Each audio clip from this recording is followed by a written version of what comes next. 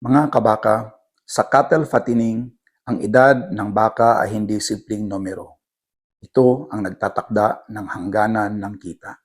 Great art form where dreams take flight.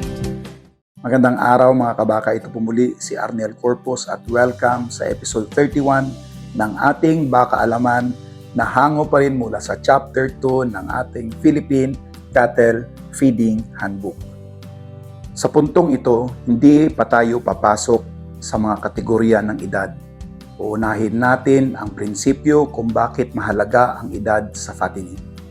Sa cattle fattening, ang edad ng baka ay may direktang impluwensya sa kung hanggang saan ito pwedeng umunlad.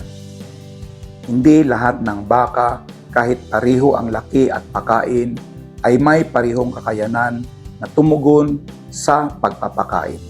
Habang may mas natitirang kakayanang lumaki ang baka, mas malinaw ang posibilidad ng balik. Kapag papalapit na ito sa natural na limitasyon ng paglaki, bumabagal ang resulta kahit tuloy-tuloy ang gastos. Ito ang dahilan kung bakit ang edad ay hindi maaring baliwalain sa pagpaplano ng fattening.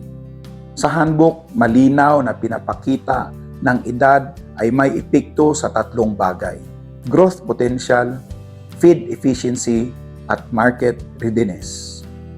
Kapag hindi tugma ang edad sa layunin, nagiging mahirap kontrolin ang gastos at mahirap hulaan ang resulta. Ito ang kaibahan ng fattening na may malinaw na sistema at fattening na umaasa lang sa pakiramdam. Sa system-based farming, ang edad ay ginagamit bilang guide. Hindi pinipilit, hindi hinuhulaan. Ang tamang edad ang nagbibigay ng direksyon. Gaano katagal magpakain, gaano kalaki ang aasahan, at kailan dapat magdesisyon para sa bintahan. Kapag malinaw ang direksyon, mas nagiging disiplinado ang operasyon. Sa Baka Alaman Episode 32, sisikapin na nating unawain kung paano hinahati ang mga baka ayon sa edad at layunin. Simula sa mga hayop na may pinakamataas na potensyal sa paglaki. Mga kabaka, ang edad ng baka ay tahimik. Pero kapag mali ang pagkaintindi rito, ito ang unang nagparamdam ng bigat sa gastos at kita. Sa cattle fattening, ang marunong gumalang sa edad ang may kontrol sa negosyo. Ito po muli si Kabakang Arnel Corpus at ito ang Baka Alaman.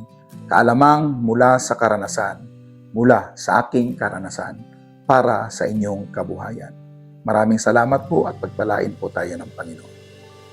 Agricultural resilience, cultivating hope.